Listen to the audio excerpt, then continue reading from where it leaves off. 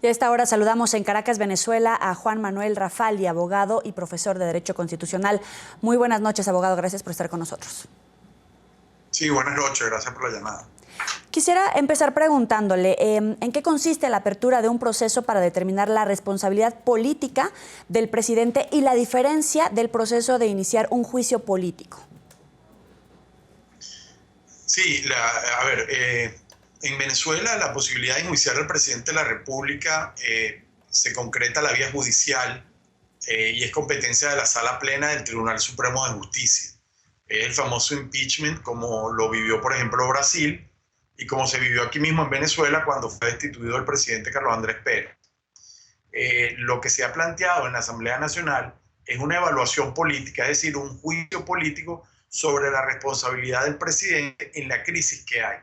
Eso va a tener un efecto en sí político desde el punto de vista del debate, y la única forma de que eso pueda terminar en alguna consecuencia es que a raíz de esa responsabilidad la Asamblea llegase a considerar que el presidente ha abandonado las funciones fundamentales que le correspondían en el ejercicio del cargo, que es la única manera de destituir al presidente y que se ponga su ausencia absoluta, que depende únicamente de la Asamblea Nacional, porque todas las demás dependen de la participación del Tribunal Supremo de Justicia. Solo el referéndum revocatorio, que acaba de ser defenestrado a través de unas absurdas e incomprensibles sentencias judiciales, y evidentemente esta declaratoria de abandono del cargo por juicio político, responsabilidad política, son las vías que la Asamblea Nacional pudiera manejar directamente y exclusivamente sin intervención de otro poder, y aún así el día de mañana pudiera haber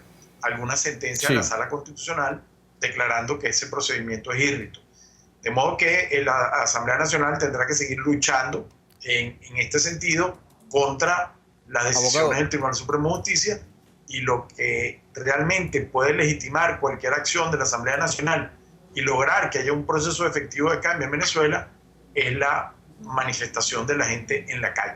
Pero si bien los diputados, abogado, no hay más nada que hacer. Si bien los diputados logran establecer una responsabilidad penal del presidente, en este caso por abandono del cargo, ¿podrían convocar a nuevas elecciones o podrían hacer que salga de su cargo el presidente Maduro, o necesariamente este proceso igual va al Tribunal Supremo de Justicia? Mire, el problema es que, y es natural que sea así, los planteamientos de ustedes son de un Estado que está funcionando y que está funcionando de manera normal.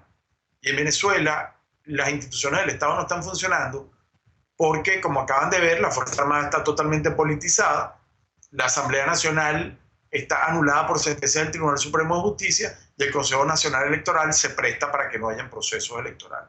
Entonces, la salida de esta crisis que tiene Venezuela no la vamos a conseguir en el terreno formal constitucional, independientemente de que la Asamblea Nacional esté haciéndolo en ese sentido.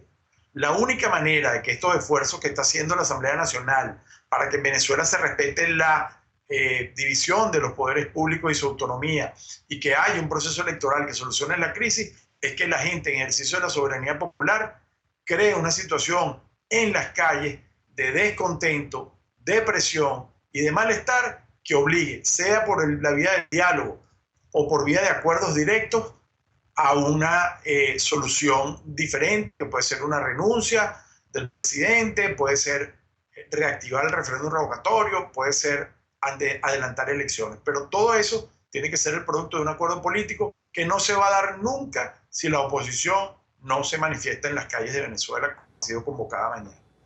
Ahora, en este proceso que ha abierto el Poder Legislativo contra el Poder Ejecutivo, viene una coyuntura, en todo caso, para las fuerzas militares, para el Ejército y sobre todo en el contexto de manifestaciones a partir de mañana. ¿En algún momento la fuerza militar tendrá que decidir a quién apoyar o cuál es el poder que sería más efectivo, tendría más peso en este proceso? Bueno, efectivamente, eso es lo que está planteado al final del camino. Lo que ocurre, y precisamente esa es la fundamentación o la justificación de que hoy saliera el alto mando militar de Venezuela a hacer esa declaración. Lo que ocurre es que hay que preguntarse quién es la Fuerza Armada, si es el alto mando, son las tropas medias, es decir, es difícil pensar que simplemente quienes hablaron representan a toda la Fuerza Armada. Yo entiendo que es el ministro de la Defensa y es el alto mando militar, pero una cosa es leer un pronunciamiento de esa naturaleza en un día como hoy y otra cosa es leer un pronunciamiento así con la gente en la calle en una actitud de protesta por varios días y presionando.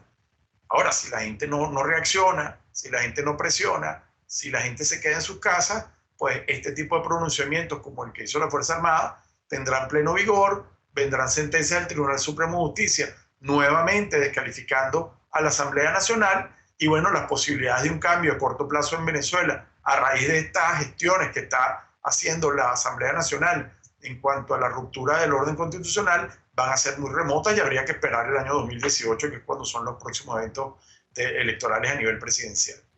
Pues queremos agradecerle, abogado Rafali, por ayudarnos a entender esto que está pasando en Venezuela y que promete todavía tener una larga crisis política. Muy amable por haber estado con nosotros.